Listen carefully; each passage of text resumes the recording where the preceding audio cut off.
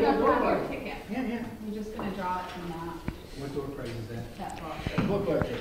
We're at the Eagle and Giltz Auditorium at Hawkins Hall, Plattsburgh, New York, on what I believe is the 6th day of April 2013, and we're here for a very good reason. Those of you who are regular viewers of Hometown Cable in our little corner know that we've been talking a great deal lately about these honor flights to Washington, D.C. We have been featuring World War II veterans, the greatest generation. Come on up here, Danny. Gordy, how are you doing? Very good, Gordy. Nice to see you. King. I knew you would come out of the shadows after a while. Yes, We're just about an hour and a half before the showing of a very fine movie here tonight, aren't we? Yes, sir, and that's only part of it. The big show is the veterans. We'll have 27 World War II veterans on stage tonight. I wasn't sure how many. I saw 32, 27, so we're going to have at least a couple dozen or more, huh? Yes, sir. Okay, you and I haven't seen each other for a few days. Days, at least. But I have to tell you. I missed you, Gordy. Yeah, I know, I missed you too, Danny. It seems like everybody's talking about honor flights these days, and that's exactly what you want to happen, isn't it? Oh, absolutely. And after tonight, I think the momentum is really going to increase. We met Danny and several other people, including 3 wonderful World War II heroes, in my estimation, in Keysville not too long ago. And I have to tell you, the comments so far have been terrific. Well, that's very rewarding to hear. They deserve it. They deserve everything we're doing for them and so much more. For those people who are turning on their televisions and hearing about honor flights for the first time, we're sorry. Lots of people are talking about it. We are too. But give us a little bit of a brief history of what honor flights are all about and how you got involved, Danny. Well, briefly, it's a national organization founded 8 years ago in Columbus, Ohio, called the Honor Flight Network. It grew in the last 8 years to 122 chapters in 41 states, of which we are the newest chapter in America. To date, Honor Flight has flown 114,000 World War II vets to their memorial in Washington, which is our mission, to get every veteran to their memorial at no cost to them. Your first flight is when? May 18th. It's coming up. Yes, sir. That's the first of 4 this year. That's going to be great. How did you manage to round up these 24 plus vets for tonight's show? Well, actually, we've got 32 that have signed up. Some, it was a distance factor. We're as far south as Pottersville, Olmstedville. We're as far north as St. Lawrence County. So within the realm of the 3 counties, Franklin, Clinton, and Essex, we have 27 coming from the surrounding area.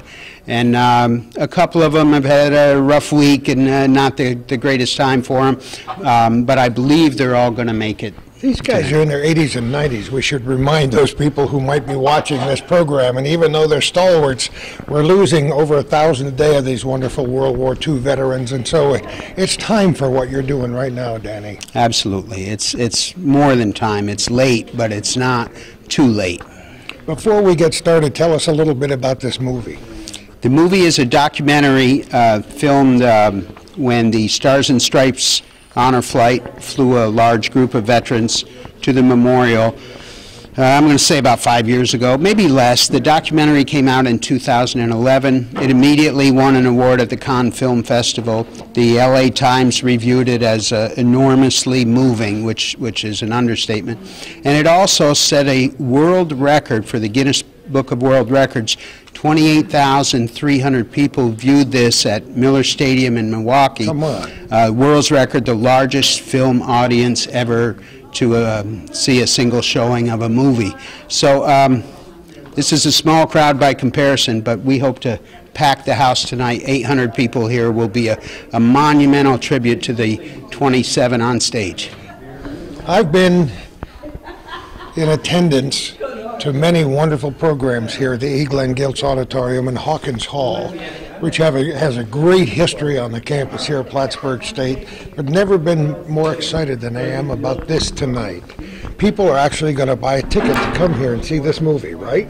Oh, I had I had a woman call me and she said, do you think, this was just yesterday, I believe, she says, do you think any of the veterans are going to show up? Oh, and I said, yes, ma'am, 27 of them are going to be on stage. She broke into tears. Well, Just like that. A lady called me today, a French woman, and she says, with a noticeable French accent, French, not Canadian French, and she says, are you going to have the B-29s there tonight? And I said, well, we won't have the planes, ma'am, but we'll have the men that flew them. And she says, oh my God, I was there. The B-29s flew over my house in France on their way to Germany when I was 5 years old, and one crashed right next to our village, and we rescued the pilot. This woman was just ecstatic that our vets would be here tonight on stage.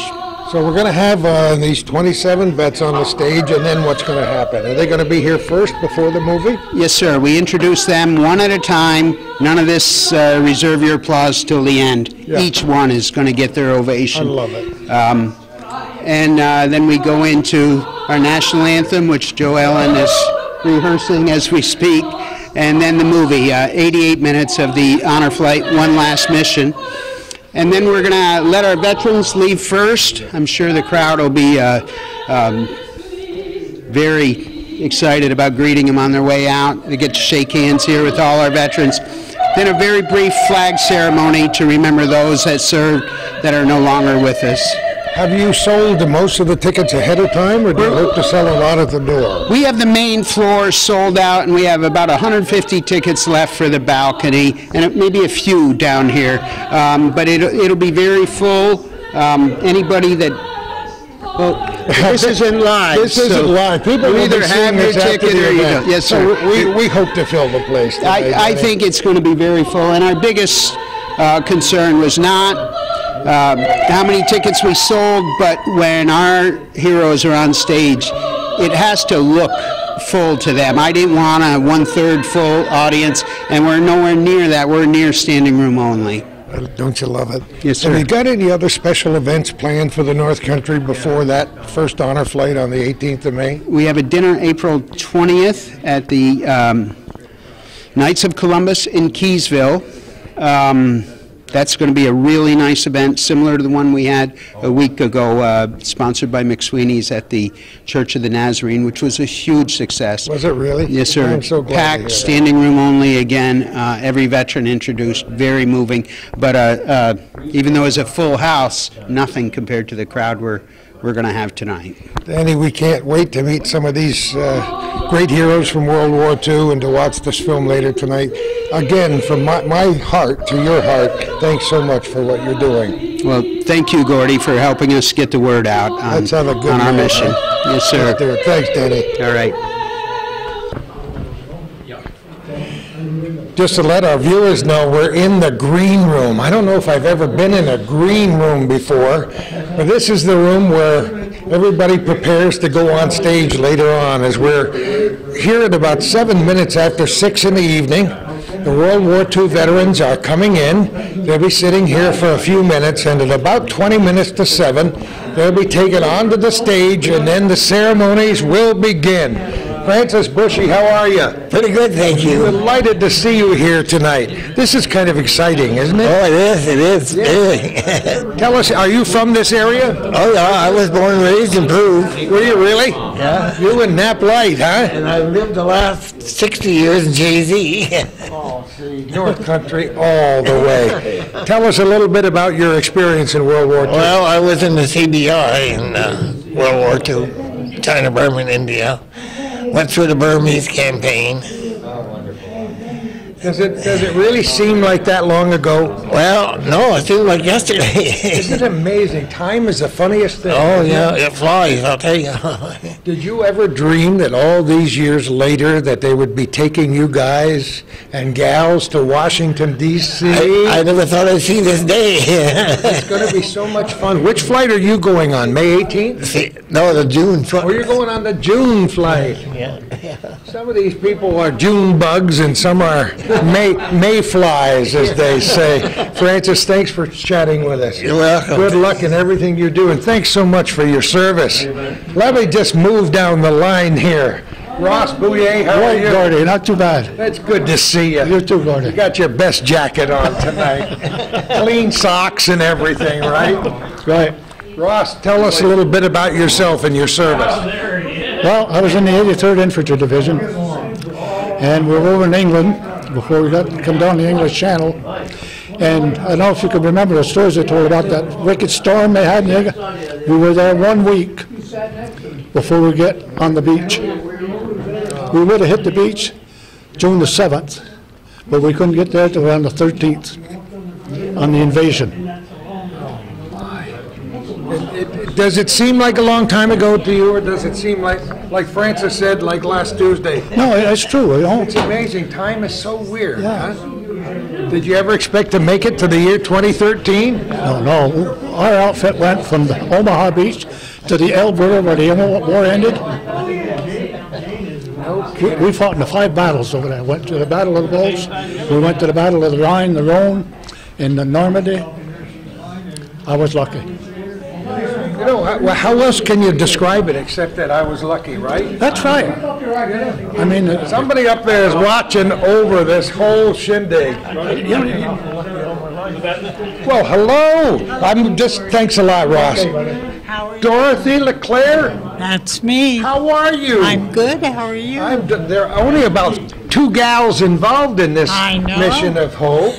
Isn't that wonderful? Honor Flight, Mission of Hope. Yeah. We were just talking to the gals who went to, and guys who went to Nicaragua. The North Country Honor Flight. Yes. Did you ever dream that this would happen? No, I didn't.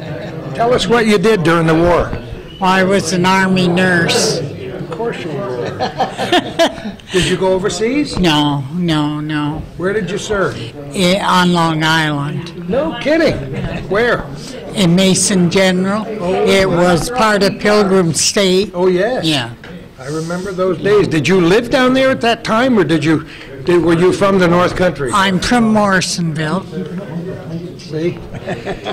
A stone's throw from my house right next to the fire station. You're right. I'm on Lapeer Lane. Oh, you are? That's not Yeah. that far away. No, you're If right. you need help, you just holler. I'll be there in a I will heartbeat. do that. Dorothy, thanks so much for saying hello to us. Good You're luck on the welcome. flights.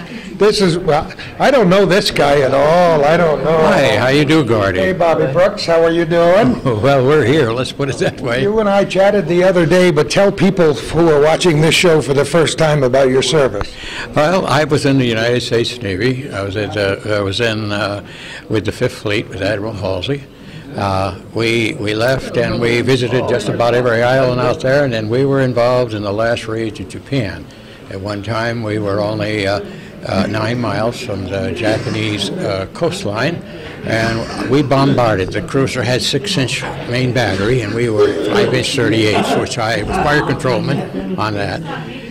We crossed our fingers for a little while there because whoever thought that close that but what to say, we're lucky, you know. Here we are. Bobby brought a whole bunch of material when we did our last program. I'd love to look at that stuff. Come on over. Oh, we saw most of it, Bobby. Thank you so I got a much. book that big for you. Come on. Your first name? Oh, Ralph. How are you, Ralph? Ralph said I'm pretty got good. a flag on here. That's wonderful. Ralph, where do you live? I live on the Irish Settlement Road, Oh, yes. That's a good place to live. right on the corner, or kitty corner across from the store that's not closed. That's not open. They were going to close that thing, but So tell us I a haven't little seen bit about World War II. What was that like for you? right. I was on the ship, USS Arcap, and we flew out of California, and we headed for the island where the Enola Gay was. And when I got to Enola Gay, I got there, and the pilot came out, and he said, "You should have came here a week or so ago." He said, "I'd give you for a ride." I said, "You wouldn't give me a ride for that goddamn thing. It was full of bullet holes." If people don't know what the Enola Gay was, they better start Googling that tonight before they get through watching this program. A very famous ship. Huh? Yes, it was. Oh boy, oh boy, oh boy. All right, I'll tell you what, them guys were great. So when did you get back home? Oh, hell, we got back. We were over there and we unloaded our ship and two islands out there. And then we took and came back to Pearl Harbor, and the old man, he got up and he said, we're going to be here just 2 days. We're going to open up and let you guys get enough money for a liberty. Well, That was a good word, wasn't it? he bumped into some friends of his, and we were there 2 weeks and no money. I love it. Thanks so much. I borrowed $7.50 out of 15 guys. Oh, really? Yeah. Oh, that's great. Naplight, my dear friend, how are you? I'm here. Well, we're delighted to have you here. We've interviewed Nap almost more than anybody down through the years. Oh, thank you. But just tell people briefly about your war experience, Nap. Well, I was 22 years old when we invaded Normandy, France, in June of 1944. That was 68 years ago. And since I'm still here, the Republic of France honored me by giving me the Medal of Honor last November in New York City. The ambassador from Washington came to New York, and I was one of 19. And of the 19, only 5 of us were ambulatory. The other 14 all needed some help, either with prosthesis or somebody helping them. And thank the good Lord I'm still here. Thank you. And you're going to be on that flight on May 18th, aren't you? Yes, and I'm... Hey, young man, you didn't get it on yet, Dave Mitchell. How are you? Pretty good. You got the good hat. You saved it all those years? Yes, I did. And Still fits your head? just barely. Tell us a little bit about your experience in the war. I was in the 319th Fighter Control Squadron, and I was a fighter director. And I have 4 battle stars here and 1 over here for 32 months in the South Pacific without any leave time. And this is the Philippine Liberation Medal. Oh, yeah. And we were the first troops to go into Japan as occupying troops. Oh, no kidding. The first. And I was I shipped overseas May 18th, 43, which is 70 years ago from the date of we leave. It's hard to believe, and you look like you're not a day over 62. Well, I work hard. Thanks so much. Thanks so much for your service. All right, let's move over a little bit. Owen Goff, how are you? Well, I'm here. Hey, we're all here. What more can we say, huh? Now, you live in Vermont, don't you, Owen? Pardon? Do you live in Vermont? No, I live in Lake Forest here. Oh, you do? Yeah, Plattsburgh. Oh, that's great. Well, tell us a little bit about your experience in World War II. Well, I served with the Army Air Corps before it became a U.S. Air Corps. Yeah. And then I was attached to the 1st 9th Troop Air Command. And I was in training school where they were training glider pilots, and that was quite a job there. That had to be quite an experience. Did you actually fly the gliders? It's from times to time. I don't think I would like that duty at all. But in combat, they just made a tow plane just towed you to the landing area, and you might cut off at 400 feet. In 13 seconds, you're on the ground, and then you're on your own. You became an infantryman. Oh my! What experiences! I want to thank you so much for your service, Olin. Thanks for being here. Yeah. Have fun when you go to Washington. That's great. Hello there, young man. How are you? I haven't seen you in a while, Rodney Wright. Good to see you, my friend. Hi, Calvin. Look at how trim that beard is. Isn't that the best? You like that? Oh, I like it. Rodney, talk a little bit about your World War II experience. Well, I think the biggest thing was that they woke us up at 2 o'clock in the morning, brought us to Fort Meade, Maryland, put us on a lone Liberty ship. It took us 13 days to go over. That was during the Battle of the Bulge. Oh boy, very famous battle. So we were just jogging, we were just trying to get away from all of the Jap subs and the German subs. but I joined the division in December of '44 in the Ardennes. Oh, you did? Yes. Yep. So I was one of the lucky ones. You know, we're making these very short comments because we have a lot of people here tonight, but the experiences these guys and gals had, you could fill pages and pages and pages. Maybe we'll get a chance to do a longer interview again with you, Rodney. That's right. I remember doing it before with you. Thanks so much for being here tonight. Good luck and thanks for your service. How you doing, young man? I'm doing all right, I guess. I'm doing okay too. Henry Vincent. Yeah. Where do you live, Henry? Upper J. That's a good place. That's way better than Lower J, isn't it? Henry, tell us a little bit about your World War II experience. Well, I was with the 10th Mountain Division in World War II, the ski troops, and we went in and did our job and got out, that's all. Skiing was a little different back then than it is now. Did you have to wear all white? No, when we went into combat, they didn't know who we were. We took all our insignia and stuff off so they wouldn't recognize us. No kidding. And then afterward, we put it back on. But they didn't want them to know that the mountain troops were there. And we took that high ground away from them. And then the next day or two, Axis Sally came on the radio and said, "You 10th Mountain men think you're smart, but now watch out." Oh, my. Axis Sally, there's a name I haven't even heard from a long time. Yeah. Now, there's another one of my 10th Mountain guy in his uniform over there. Well, we're going to try to interview everybody here before we go on stage. Thank you so much, Henry. Good to have you here. All right, we're coming back to you, Douglas Brown. How are you? Yes, good. Good to meet you. Where do you live? Peru? Of course, with so many people from Peru here tonight. Tell us a little bit about your World War II experience. Oh, I went in 42, and had my basic on the boardwalk in Atlantic City. Did you really? A little different from what it looks like now, I right? would imagine so. Oh, boy.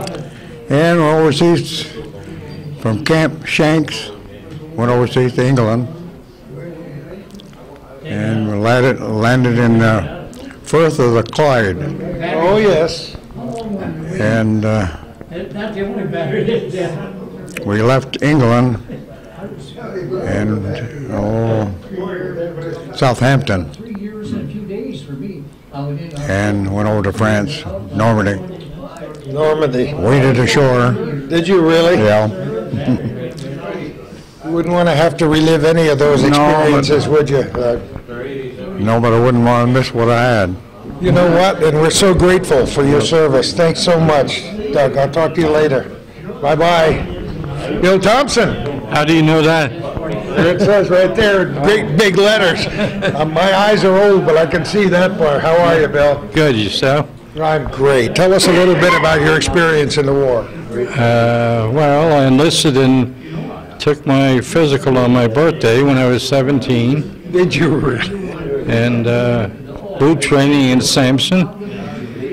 And from there I went out to San Diego for amphibious training, Camp Elliott. Then I shipped out to Hawaii and then spent 18 months in the Pacific out there. So I was on 5 different ships. So to get a rating, you had to transfer to another ship. Oh yeah, and I enjoyed it. I was going to make a career out of it, and I got talked out of it. I wonder how that might be a whole other television show right there. Bill, thanks so much for your service. Okay. No, the uniform doesn't fit. No, it doesn't. No, it fits way better than mine would, I'll tell you that. Ralph Hubble, good to see you, my friend. Pete. Huh? I go by Pete. I know you go by Pete. I know you do. I go by whatever they call me when dinner's ready. You know that. Yeah. So what's cooking, Pete? Tell us about World War II for you. Oh, I was armament officer with a fighter group there in England, and according to the records, we shot down more Germans than anybody else. Okay, I don't know if we're talking loud enough for anybody to argue with you here tonight, but I believe you and I'm proud of you. Well, that was the 4th Fighter Group. That was what they called the Eagle Squadron. Oh, yes. All the American boys that went up to Canada, and then they came over, and those were the first guys we had. Really? Yeah. They were something else again. I was just a ground officer. My action was counting them when they came back and cleaning the guns for them. That's important, you know. Oh, yeah. You got that right. An old 50 caliber. Oh, my. That could do some damage, couldn't it? Sure does. Pete, thanks so much for your service. Okay. We'll keep recording here, Gordon. I'm going to talk to you. Okay. Danny just told me that we're going to, in 5 minutes, he's going to talk to these guys, so we got to do 30 seconds or less. Okay, we'll say hello, John. How are you? How are you, Gordy? Good to see you. Where do you live now, John? I live at Wake Forest. Yeah, well, we've chatted, you and me, many times in the past. I'm just going to go around and get some names and thank everybody, because soon you'll be going inside. I'll take it. John, thanks so much. Hello, how are you? Good. What's cooking with you? I'm glad to be here. Is this exciting to go on this trip? Yeah, it is. It is. When are you going, in June or in May? In June. Are you? Yeah. That'll be a good flight. Are you going in June or May? I'm going in May. Oh, yeah, I forgot it. I can't wait to talk to you when you get back. I don't need it. Hello there, how are you? Good. Who are you? Paul Gibo. Paul, good to talk to you. Yeah, I used to live in Morrisonville, too. Did you really? Yeah, a long time ago. I've been there for a long, long time. Only since 1970, though. Well, that's a long time. That's a little while. I've been there since... Marty's like the measles. Since 1958. You got that. He's all over. Columbier, how are you? Fine. Good to have nice you to here see you tonight. again. See you on television every night. Aye, that's pathetic, isn't it? I try to hold my belly in and I can't. Herb Wilmette. That's right. How are you? Good. Good to talk to you. Great to have you here. Ralph Fillion. Ralph Fillion, that's me. U.S. Navy. That's correct. That's not an old hat, though. That's a nice new hat. That's a good to have you here. I lost my new one. Oh, you did? My old one, rather. Charlie. Yes, sir. Looking good. That uniform has never fit him any better. 70 years old. Isn't that amazing? Not me either. The moths didn't get to it yet, did they? No. Thank you so much. We've met. How are you, young man? Is it Irwin? Herb? We've met. Of course we have. Yes. There you are. Merwin Cowles. Where do you live, Merv? Where do I live? Yeah, now. 8 Caitlin Way in Plattsburgh. That's great. It's on the base.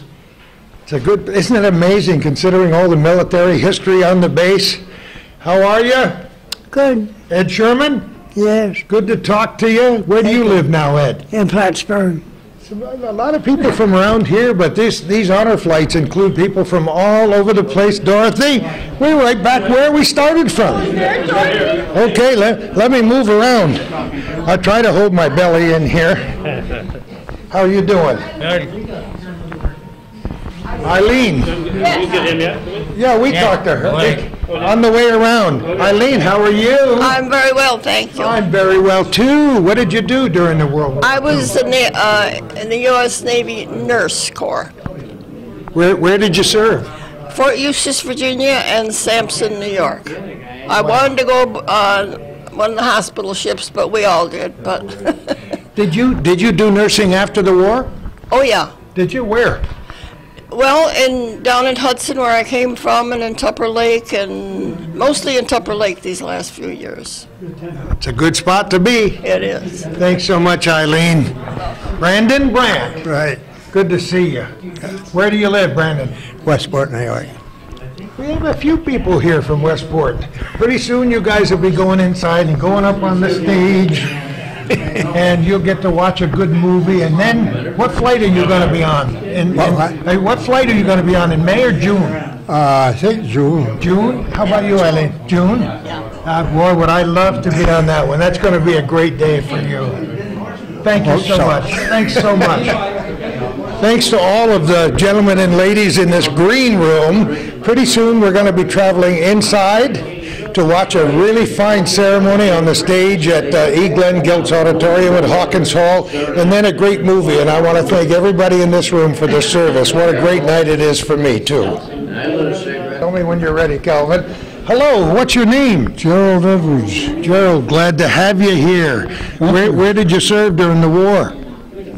Africa, Italy, Germany, Russia. He covered the waterfront, didn't he, huh? Yeah. The air and the sky. We're so glad to have you here tonight. Thank you so much for coming. Oh, thanks for inviting us. Thank you for all of your service. I love it. Great looking uniform. Look at that, huh? Terrific. Thank you very much. Okay. Come on over here. I just want to say hello to you. Want to talk with the cadets first?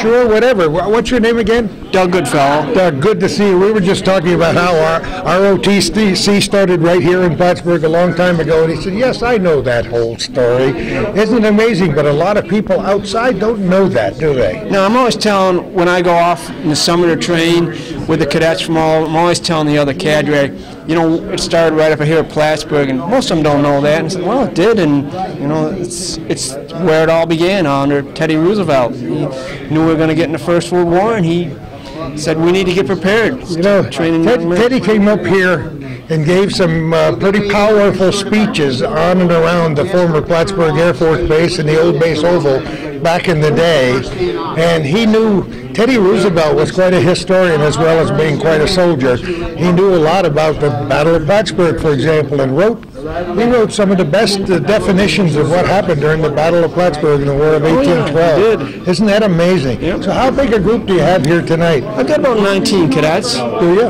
Yes. So the program's alive and well. Oh yeah, we usually start out with 25 in the fall, and then for various reasons they drop out, whatever, but the core cadets I've got really strong. I mean, physically, academically, can't ask for better young men and women. I can tell. Where are you originally from? I meant to ask you. Originally from Syracuse, New York. Are you really? Yes. Syracuse playing a good basketball game tonight. Yes, true. Yeah, it's Michigan. We'll see how they do. We're doing this on the 6th day of April 2013, and there are some people who didn't think the Orange would get that far this year, did they, huh? So. Yeah, I know. You can never count them out. You just never know. By the time people watch this, they'll know whether you and I are cheering or not cheering. Yeah, that's true. Great to have you here tonight, my friend. Thank you so much. Thank you. First thing I want to do is apologize to some of the veterans who came in a little bit after we were recording their interviews in the green room. Some friends of mine from Morrisonville and others came in a little bit late. We're hoping to have about 24 veterans here tonight for this big showing. Steve, it's great to see you, my friend. It's good seeing you too. You told me that you were actually going on the first flight? Yes, I am. I've been lucky enough to be one of the guardians. Is that what they call you, guardian? Yes, it's a guardian. Yes. Now, what will happen on that day of the flight? Well, we're going to be picking all of our World War II veterans up at their homes, and they will be picked up with a lot of fanfare. And then we'll bring them down to Plattsburgh to the U.S. Oval, where we'll have a short ceremony, board them on the bus, and then we'll head for Albany. We will have a police and motorcycle escort all the way to Albany. And once we get to Albany, there will be a ceremony at the airport to recognize all the World War II veterans. They'll board the plane without having to go through all the crap to get on the airplanes, and then we'll head to Baltimore. There will be another ceremony there at the airport as well. And then they'll board a charter bus that will be escorted by state police into Washington, D.C. And then they'll meet Bob Dole and others that will be there waiting for them. They'll see the World War II monument. I believe also we're going to go over to Arlington Cemetery. Yes, that's what I heard. And then we'll be going to dinner at some nice restaurant down there. And then we bring them back. You know, we've never forgotten these guys. Some of them didn't deserve 1/3 the recognition and fanfare that they should have had. And many of them are just plain quiet heroes, aren't they? Most of them are very quiet heroes. They felt in their generation they did what needed to be done, and they were happy to do it. And they didn't these guys really. tonight, they said, yes, I was glad to serve. Yes, and Isn't you that find that amazing? almost by the individual is so true. It's very, very amazing that the stories and the experiences that these gentlemen and ladies dealt with in their World War II experience. Some of them were just now finding out about what they actually did and where they were involved and what kind of activity they were It's involved about with. time we recognize them in this way, and that's why we're so proud to be a part of this honor flight business. You know, all I can do is stand up here with the microphone and say it's about time. Yes, I truly agree with that, and it is very much about time that we recognize them. And I think this is going to bring a lot of the communities together as well, because It's already happening. this is a lot of history of who we are as a nation and who we are of the North Country. And I think it's very important that this story be told. Well, you've been hearing stories from veterans for how many years now? It's been 10 years now. No, it hasn't. Yes, I've been director for 10 years Oh now. my goodness!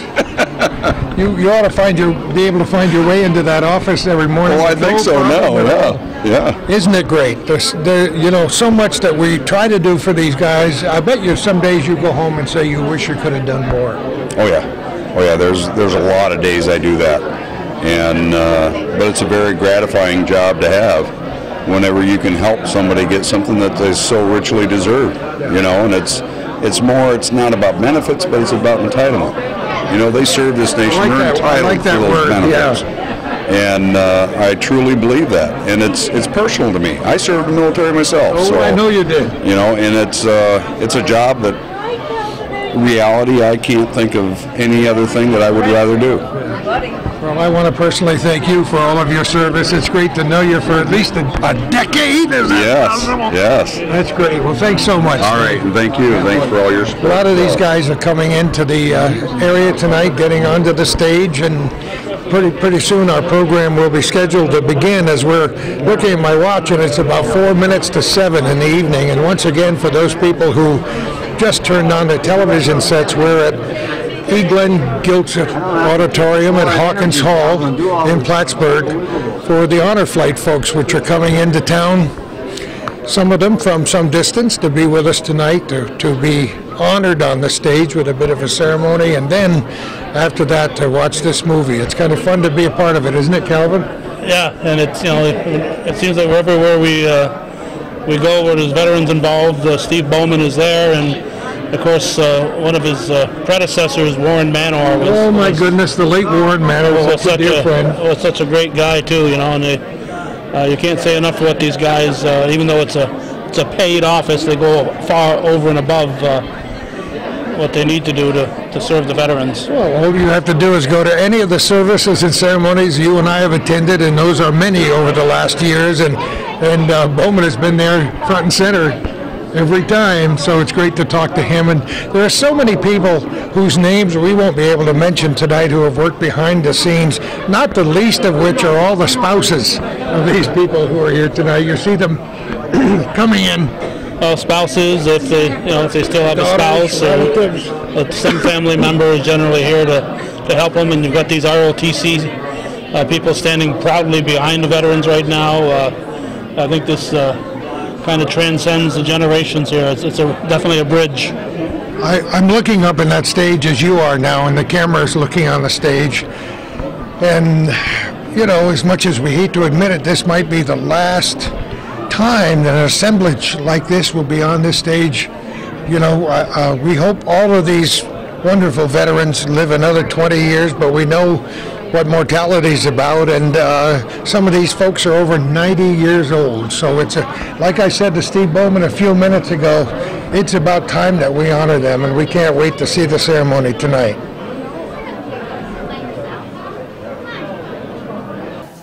As a courtesy to the presenters and your fellow patrons, we ask that all alarms be silenced at this time. We would like to point out that the taking of photos, videos, or recording of any kind is prohibited during this performance. In accordance with health and safety regulations, we ask you to take a moment and identify your exits. In the unlikely event of an emergency, please turn your attention to our ushers and follow their directions. From all of us here at Plattsburgh State, we thank you for your attention and for attending today's event.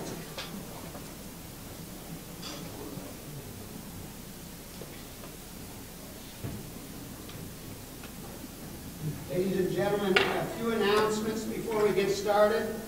Please remain in your seats when the movie presentation is completed to allow our World War II veteran guests of honor to make their way out of the auditorium into the lobby. Also, please check your tickets on the way out to see if you won our door prize. The numbers are on the back of your ticket. There will be a flag ceremony outside after the completion of the movie, with hats being sounded and the flag lowered to half-staff in memory of all those who served that are no longer with us. And finally, we would like to express our appreciation to the Army ROTC cadets of the State University of New York at Plattsburgh for their role in this ceremony. And while we're at it, we would like to introduce 3 additional World War II veterans in our audience. Mr. Ernest Burrow, Mr. Joseph Burnell, Mr. Dominic Camelo, and at the same time, how about if every veteran in the audience, active duty military, reservists, and National Guard, please stand and let's give them a hand.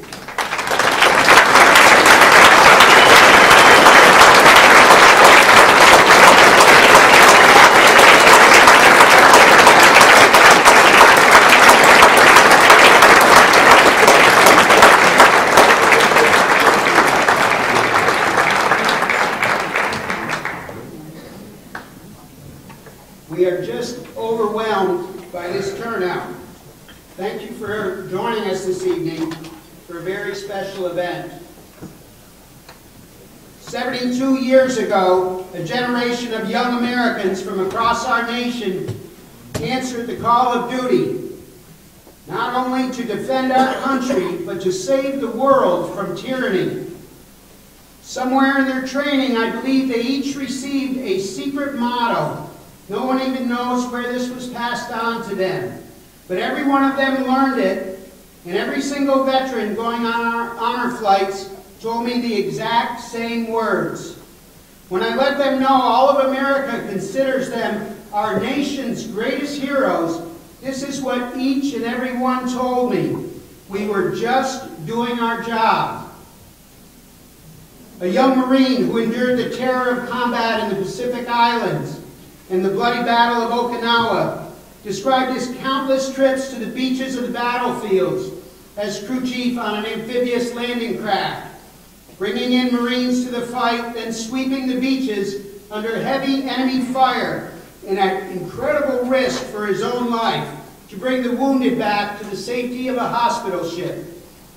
I asked him how many lives he had saved. Certainly hundreds, maybe even more, in all the times he risked his own life. He shrugged his shoulders and finally nodded yes, but then immediately added, we were just doing our job. That man is on this stage tonight.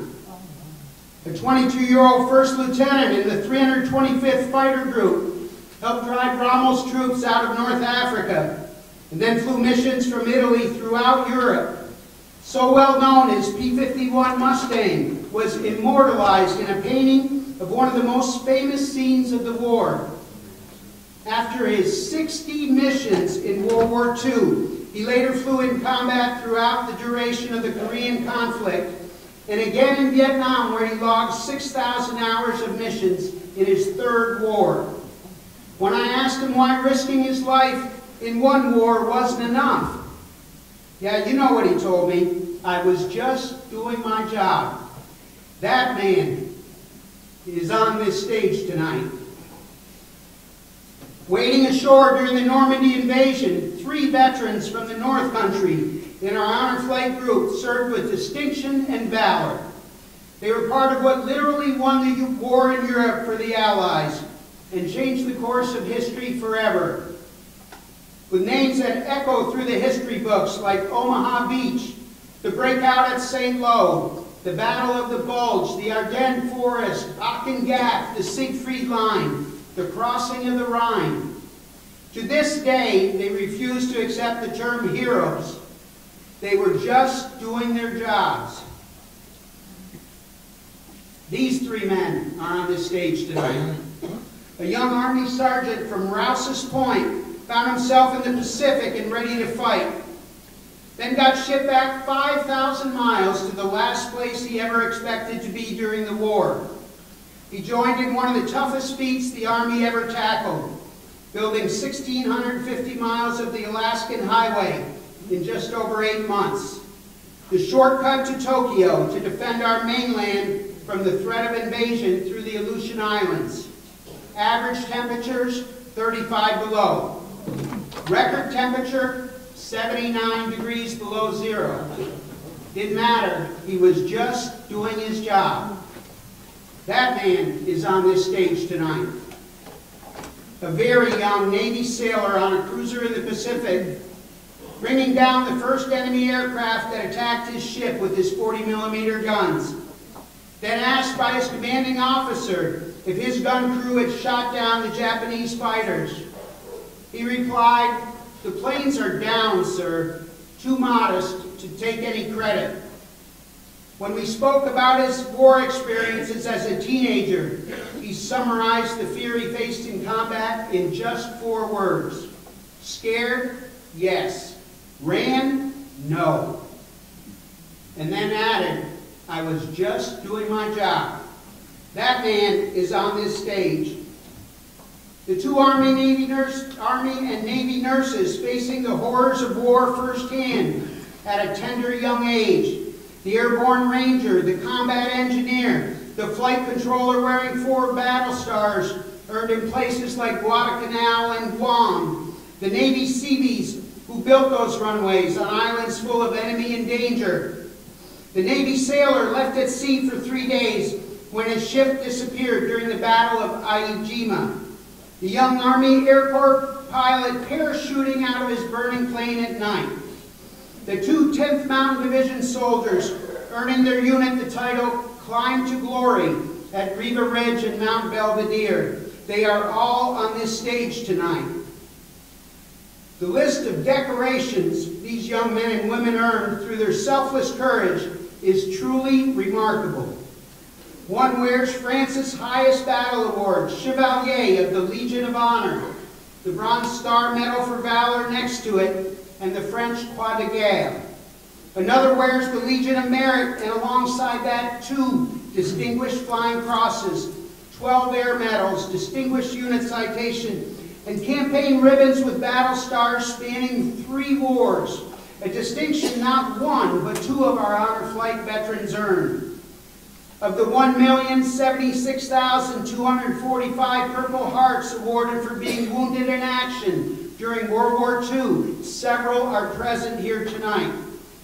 Enough World War II victory medals, American campaign medals, combat service medals, meritorious unit citations to melt down and build a monument. But ask about these tributes to their heroism, you will get the same answer every time. We were just doing our job. Now it is our nation that has a job to do. Not storming beaches or saving lives or aerial combat. Just a plain, simple task that we have put off for over 65 years for some unexplainable reason.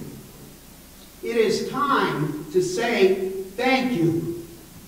Ladies and gentlemen, if you never knew what honor looks like, you are about to find out. Our North Country Honored Flight veterans of World War II. Veterans, please stand when your name is called. Francis G. Delumier, United States Army.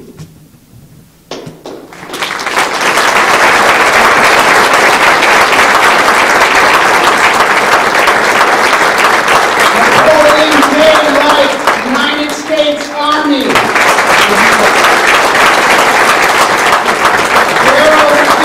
Edwards, United States Army Air Corps.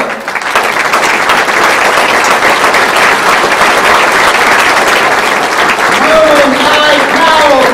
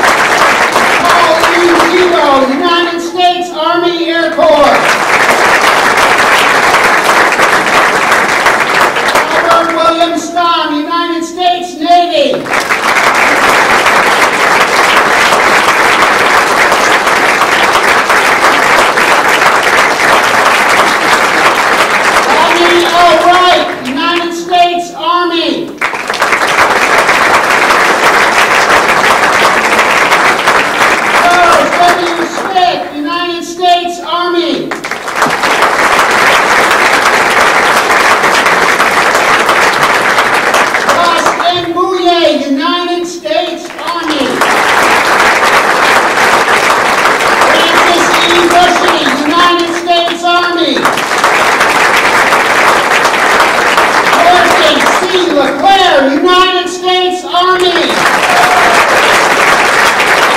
Eileen Scott Parker, United States Navy. Evan G. Sherman, United States Army. Ralph P. Hubble, United States Army Air Force. Ralph W. Santor, United States Navy.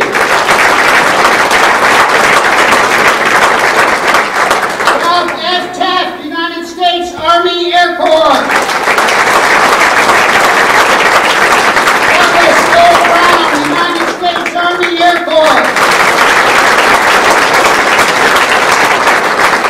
Brandon M. Grant, United States Army. Henry L. Vincent, United States Army.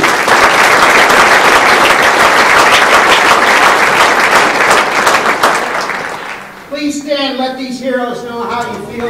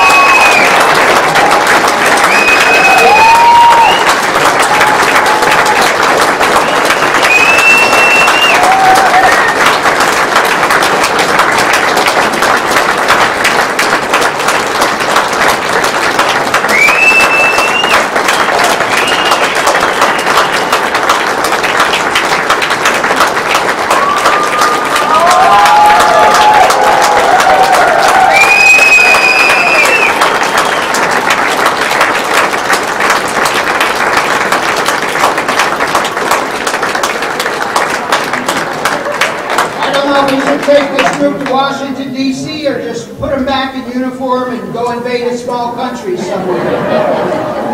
Now please remain standing for our national anthem by Joel and Miano.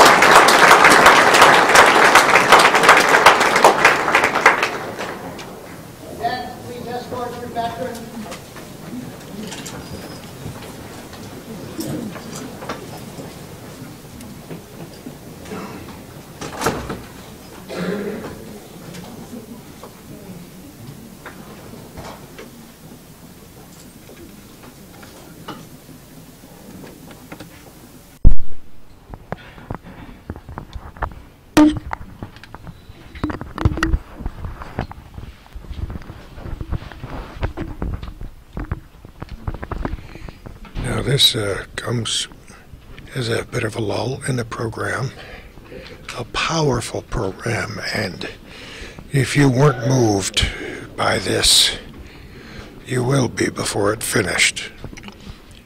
More than 24 World War II veterans are currently being escorted off the stage at the E. Glenn Giltz Auditorium at Hawkins Hall. A movie about the last mission for the honor flight will be shown tonight. Near capacity crowd here at Hawkins Hall. A delight for Danny Kafitz, whom you heard give the speech in the beginning, and for all those people who've been directly and indirectly involved in setting up these honor flights for these folks who will now be given the opportunity to come down front and watch the movie, and then will be escorted from the hall when the movie is finished. Well, we're going to take a break right here, and we'll pick up at the closing of the movie, and we'll be back with the escort out and the flag ceremony. Outside. Thank you very much for watching our program tonight. A quote from a great American named Abraham Lincoln. I hope tonight will help you to remember these words forever. A nation that does not honor its heroes will not long endure. And I don't think that's going to happen in the North Country here at Plattsburgh. Thank you.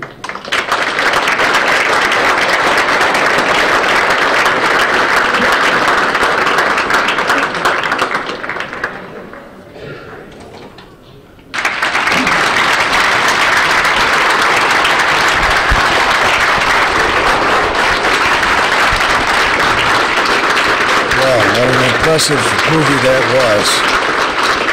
And if you don't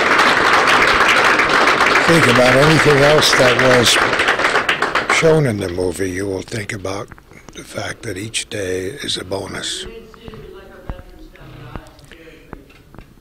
The veterans will be leaving very shortly from inside the E. Glenn Giltz Auditorium at Hawkins Hall. There will be a flag ceremony as the flag is dropped to half-mast in honor of those that didn't come back. Because, as you heard many of these veterans say in person and on the screen tonight, they were the true heroes. So we'll be going outside for a flag ceremony in just a moment.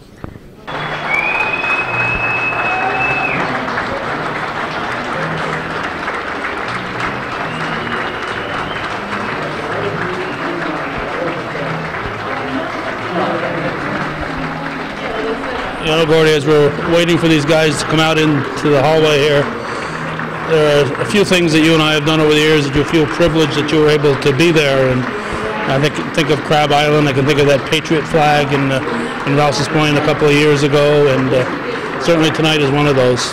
You know, North Country Honor Flight is a relatively new concept for me and for Calvin too. And I'm very grateful for when we first heard about it. And Calvin's right. When you consider that he started chronicling North Country events in the early 1980s. I did for a long time on the radio and then on television with him starting in 1996. You remember the golden moments. They're like exclamations in your life. And so many times I've said, and I've heard older people say, today is the most important day in your life. So we appreciate the fact that Danny Kafitz and all the people involved in North Country Honor Flights decided to undertake this tremendous endeavor. We are honored and delighted not only to know these veterans, but to be able to celebrate them and honor them by being a part of this tremendous exercise and taking them to Washington, D.C. for 20 hours of what for them will be a very important part of their life. You know, there are several parts to the day and several parts to the life. And the sunset for me is a very important part of the day and for a very important part of the life. And you heard many of the veterans in this honor flight motion picture say that they didn't take time to appreciate things while they were busy coming back from the war, while they were raising a family. trying to go to work. And now as they're older, they're taking time to take a deep breath, relax, and be grateful for what they have. And we, standing on the sidelines, are grateful for all of their service, every minute they spent. And the fact that it was pointed out so often during the course of this film that these were very young people, 18 and 19 years old. And are there many of us out there who are watching this on television or in the privacy of your own homes on the internet who haven't had our lives touched by somebody who was part of what Tom Brokaw calls the greatest generation in the Second World War? There are many wars and conflicts involved in the world since I was a little boy, and maybe in your life as well. We hope and pray for peace on earth every Christmas time, don't we? Well, we certainly did during this time period, and as a small boy born in 1937, I grew up as a youngster during the war, buying bonds, having our sugar rationed, collecting things for the war effort, taking our newspapers and tin cans in, and watching the parades when the war was over, having the announcements made in the school as a small child, and watching our teachers cry to know that this horrible conflict that was World War II was finally over. And to grow up throughout my lifetime and enjoy what I've done with my large family and knowing Calvin and his family, and to be here on this night, on April 6, 2013 at Hawkins Hall, as part of the Plattsburgh State Campus here in town, and to see these veterans come out, to see them welcomed. And did you hear the cheers when they were introduced on the stage? I thought the clapping would never end, and I hope I can hear that applause in my ears as I go to bed later tonight. And it's not over yet.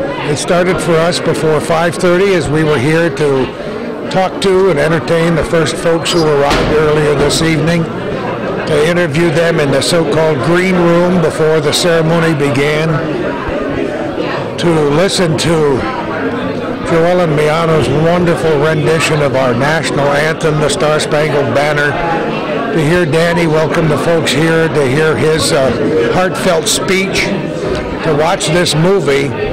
Very, very poignant and powerful movie. And I'm not sure that we can ever match what they did in Wisconsin, but I salute those people there and in every part of the United States where these honor flights are beginning to take place. And in case you just joined the program, the first honor flight for the North Country will leave Plattsburgh and Albany bound for Baltimore and Washington on the 18th day of May. And then there'll be the second one in June. And we hope it's those are the first two of many here in the North Country. You saw what happens in a state like Wisconsin when an idea begins to steamroll like a giant snowball. Well, I can see it happening here in the North Country. It's a great many people, young, middle-aged, and old folks that come out to watch this program to honor these World War II veterans, the great men and women of the North Country who served and preserved the freedom. And that's what freedom is all about. So we're in the lobby of the E. Glenn Giltz Auditorium now, awaiting on a cool April night, I might say. We've had very strong winds, 30 miles an hour, 40 miles an hour for a few days. But judging from what we've seen and what these men and women went through during the Second World War, this will be a cakewalk, believe me, as they go down these few stairs outside and we lower the flag and have a ceremony for them after this program is finished.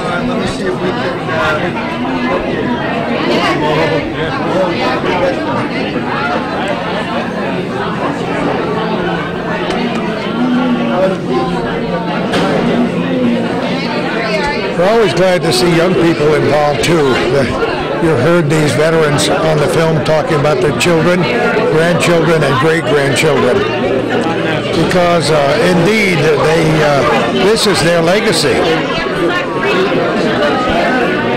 It wasn't the longest war in all time. We're winding down on a war in Afghanistan, which has lasted a decade, if you can believe that. No one ever thought it would, but here we are. And I don't know if I will be able to live in a world that is free from conflict. We see it happening all the time, everywhere. We see what the Bible calls wars and rumors of wars. So the future is such an unknown. But whether you're religious or not, I hope all of you will think good thoughts for these veterans and the veterans who are serving not only in our own country, but on foreign shores today. And that you will honor them in their lifetime as we're trying to honor these World War II people as they are in the sunset of their lives.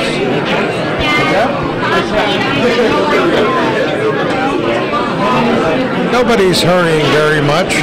It's very important for people to debrief after they see a film like that because it's so deeply emotional and powerful. Those kinds of reunions and those family friendships and the mail call, I was very impressed by the mail call when the guys on the plane got the folders. And Orville, and he died on Christmas Eve, it said at the end of the film. What amazing and wonderful memories. Thank you. You're the man. What a night. Bless you. Thank you for your service. You're the best, you know. You're my hero. How are you? How are you? Good to see you. When you've lived around an area as Calvin and I have for a long, long time, you consider this your home, and you consider all these people here, whether you know their names and remember their faces, your friends, because there is a North Country spirit that is evident here tonight. And I have to say, as Calvin mentioned a few moments ago, I'm so thrilled that we decided to come here tonight. Because you know what? It's a busy world out there, and it would be so easy to say, I don't feel like putting that camera on my shoulder again, going out to cover this event. But I'm sad to say that many facets of the other media in the North Country decided to pass this up. It has happened on Crab Island, and has happened in so many cases. I'm thrilled that Calvin said, shall we do it? And I said, yeah, let's do it. Like those gentlemen did in Wisconsin when they said, do you think we ought to honor these guys by taking them to Washington, D.C.? And they said, yes, we got to do it. It's so great to see the smiling faces of people, some of whom I've known since the first day I came here in 1961, and before that in the 1950s. I hope that Keith Herculow and his crew are able to create this Plattsburgh Air Force Base Museum to add to our museum complex on the former Plattsburgh Air Force Base. For many people watching this program are aware of it, but I want to reiterate the fact that that ground where the air base was located was the oldest active military installation in the United States when it closed in 1995. You know, every time we take a breath, every time I put blueberries and bananas on my cereal in the morning, I'm making memories. And I have to stop and take a deep breath and look around and listen to the words of the people on that movie and appreciate what's happening around me right now. Appreciate family and friends and neighbors and people like Danny Kafitz and the crew we met when we did the original interviews with 3 people in Keysville not an awful long time ago in talking about the North Country honor flights. Again, I don't know when you'll be watching this program in 2013 or far into the future after we've long since turned to dust. But the first flight will take place on May 18th and the next flight later in June, and we hope there'll be dozens and dozens after that. So thanks to all the people who came here tonight. Thanks to the people with the honor flight from the North Country who formed this group. thanks to all the veterans who were here tonight, and there were many, as you saw, judging from those who stood up during the performance. And thanks to Plattsburgh State for allowing us to use this wonderful facility. Calvin and I were reminiscing on how many wonderful shows and activities we've seen here down over the years. It's now 9 o'clock, 2 minutes after 9 in the evening. This whole shindig started before 5:30 tonight as people began to filter in, and the organizers were making sure the spotlights were set up and the cameras were set. And we're doing it now and still awaiting the culmination of the whole thing with the flag ceremony outside.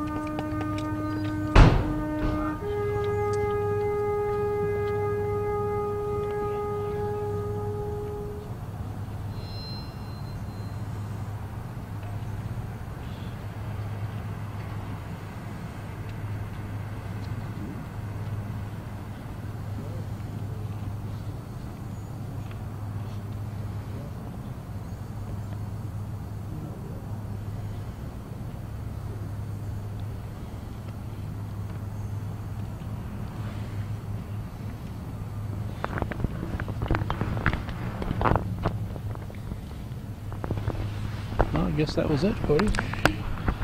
I'm glad we stayed for this part of it because it is good for a moment of reflection, especially when you hear taps. I'm always deeply moved by hearing taps, and when I see the flag descends to half-mast in honor of those people whom we lost. It's important not to remember these people only on Memorial Day, but all throughout the year. A special thanks to ROTC for being here tonight, for all the people who helped our veterans on and off the stage, in and out of the green room and outside. Thanks to all those people who paid their $6 to help send these veterans to Washington, D.C. to see the World War II Memorial and the other memorials as part of the North Country Honor Flights. Thanks to everybody who watches this program and gives us suggestions. A special thanks to those people who support this North Country Honor Flight with your time and your checks.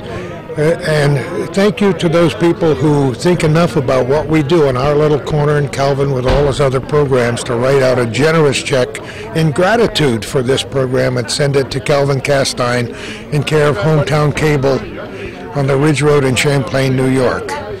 And who knows where we're going to be next time for our little corner. Well, just see if we can get Danny before we... okay. I see him wandering away. Oh. Right over there. Let's see if we Okay. can get him. You hold that.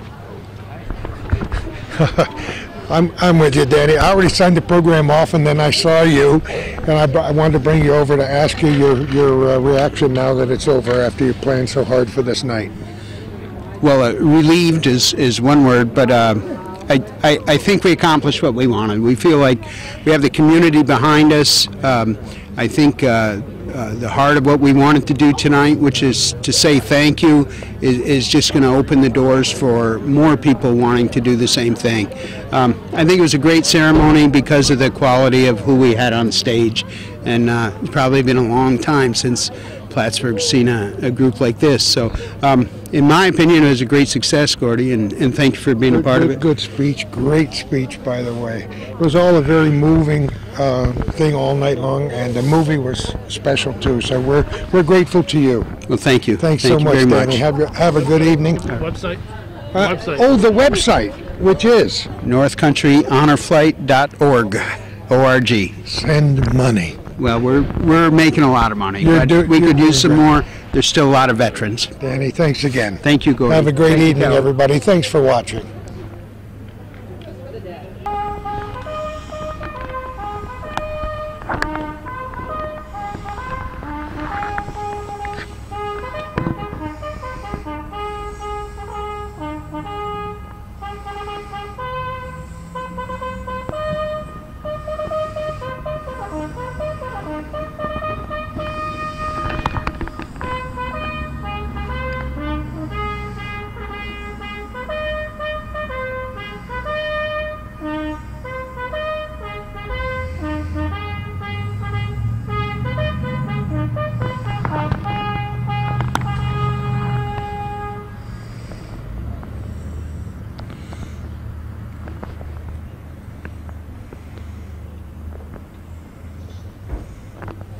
They just raised the flag back up, and our camera had a little trouble finding a focus here in the dark, but we were able to get a focus at the end. So this will wrap up this Saturday evening program here on April 6, 2013. Thanks for watching, and for those of you who support Hometown Cable.